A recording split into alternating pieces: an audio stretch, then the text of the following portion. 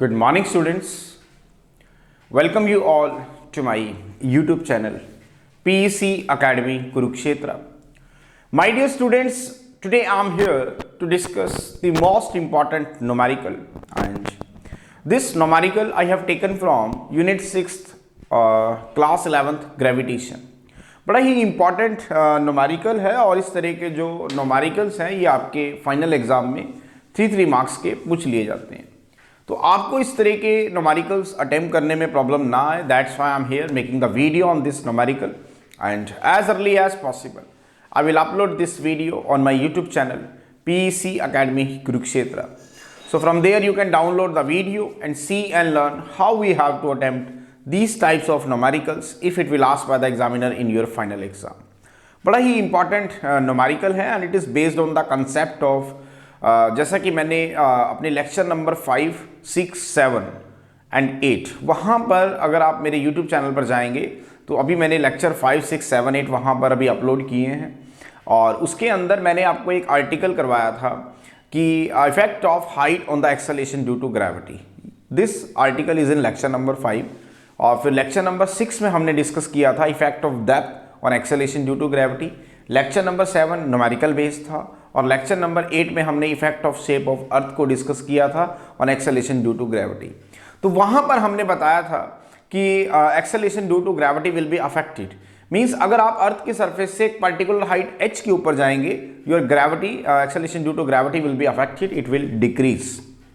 इसी तरह अगर आप नेक्स्ट लेसन में मैंने डिस्कस किया था कि अगर आप अर्थ की सरफेस से नीचे की तरफ आएंगे below the surface of the earth your value of acceleration due to gravity will also decrease, वो अफेक्ट होगी, इट विल बी अफेक्टेड। इसी तरह effect of shape of earth it also affect the acceleration due to gravity. तो आज का जो हमारा article है उन्हीं न्यूमेरिकल है, उन्हीं आर्टिकल्स के ऊपर बेस्ड है और बड़ा ही इंपॉर्टेंट है, बड़े ध्यान से देखिएगा। और इस तरह के जो न्यूमेरिकल्स हैं ये 3 मार्क्स के आपके फाइनल एग्जाम में पूछ ले जाते हैं। चले स्टार्ट करते हैं। Now what is the numerical? The numerical is on my back screen, ध्यान से देखेंगे। The numerical is find the percentage decrease in the weight of the body when taken to a height of 16 km above the surface of the earth. The radius of the earth is 6400 km. I'm again repeating the statement of the numerical. Find the percentage decrease in the weight of the body when taken to a height of 16 km above the surface of the earth. The radius of the earth is 6400 km. देखिए इस numerical को start करने से पहले जिस article के ऊपर ये बेस्ड है मैं उसका थोड़ा सा यहाँ पे ओवरव्यू दे दूंगा ताकि आप इस न्यूमेरिकल को बहुत अच्छे से समझ पाएं। वो कह रहा है कि basically this is the earth, मैं यहाँ पर एक अर्थ बना रहा हूँ, this is the earth having the centre point इससे O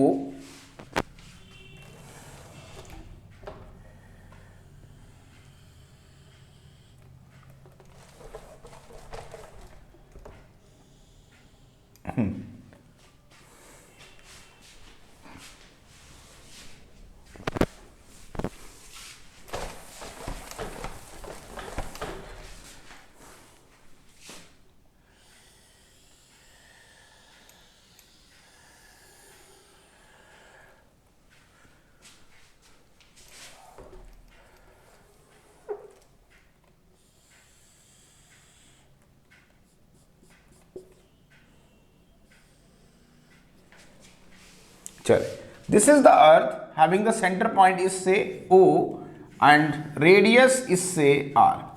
मैं यहां पर अर्थ ले रहा हूं, दिस इज द अर्थ जिसका मास है मेरे पास से कैपिटल M और इसका सेंटर पॉइंट है अर्थ का O और जो रेडियस है वो है कैपिटल R।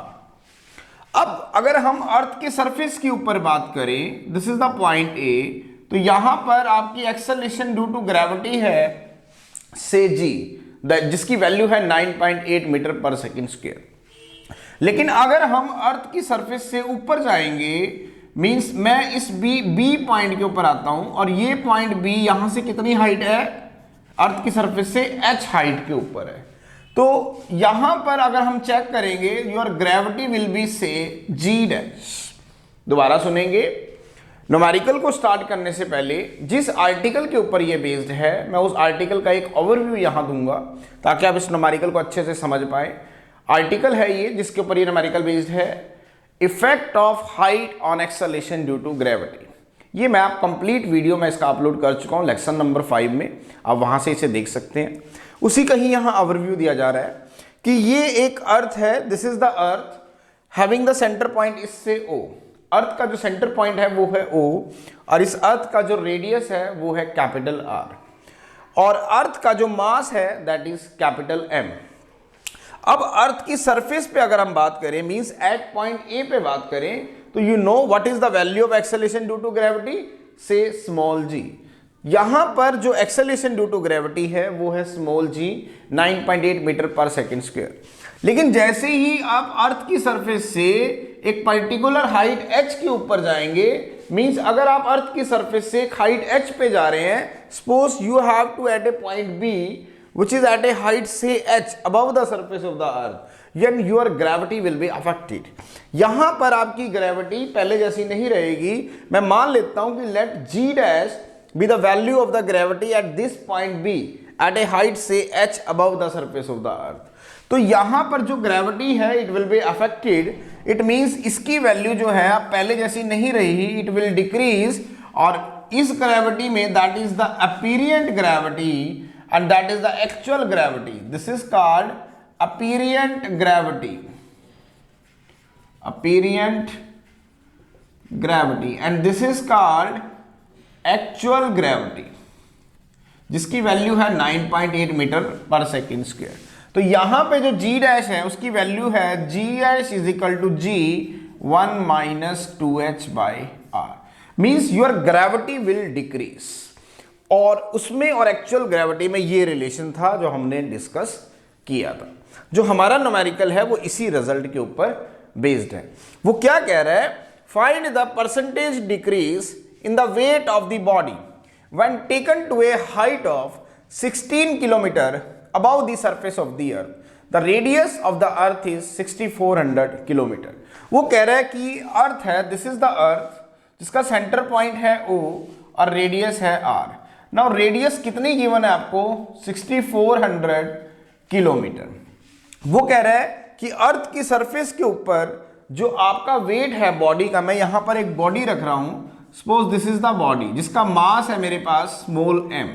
तो यहां पे अगर हम बात करें एट पॉइंट A के ऊपर इस बॉडी का जो वेट है say W, let W be the weight of the body at point A lies on the surface of the earth। Means अगर हम इस पॉइंट A के ऊपर बात करें जिसके ऊपर हमने एक बॉडी जिसका मास m है उसको रखा है अर्थ की सरफेस के ऊपर, तो उसका वेट है W, that is m into g। this is the actual weight, this is the actual weight। लेकिन अगर आप अर्थ की सरफेस से एक पर्टिकुलर हाइट h के ऊपर चले जाएंगे, means above the surface of the अर्थ जाएंगे, कितना जा रहे हैं 16 किलोमीटर। मैं इससे ऊपर जा रहा हूं, कितना ऊपर जा रहा हूं, अर्थ की सरफेस से 16 किलोमीटर ऊपर। तो gravity will be affected, you know gravity will decrease, इसका मतलब वेट भी कहीं ना कहीं डिक्रीज होगा। तो मैं कहता हूं कि let W dash be the weight of the body at point B lying at the height say h that is 16 kilometer above the surface of the earth। Means मैं अर्थ की सरफेस से अब कितना ऊपर चला गया, 16 किलोमीटर ऊपर चला गया, तो your gravity will be affected g dash. तो यहां पे वेट बना मेरा W dash. Now what is W dash, that is the apparent weight of the body. Apparent weight of the body, जिसको मैं क्या डिनोट कर रहा हूं, डब्ल्यू डैश, और इसकी वैल्यू कितनी है, that is m g dash. तो वो कह रहा है कि बताओ कि percentage decrease in the weight कितना हुआ। मींस यहां पे वेट था W दैट इज mg, यहां वेट हो गया W dash that is mg dash. तो वो कह रहा है कि बताओ अगर वो यहां पे वेट ज्यादा है, यहां पे वेट कम है, तो परसेंटेज डिक्रीज इन वेट कितना हुआ अगर हम 16 किलोमीटर अबव चले जाते हैं from the surface of the earth. तो what is percentage decrease in the weight of the body. तो उसका फॉर्मूला बनेगा आपके पास एक्चुअल वेट, अगर हम उसका फॉर्मूला लिखें, आपने क्या निकालना है, percentage decrease in the weight of the body, weight of the body, and that will become equal to actual weight minus apparent weight divided bye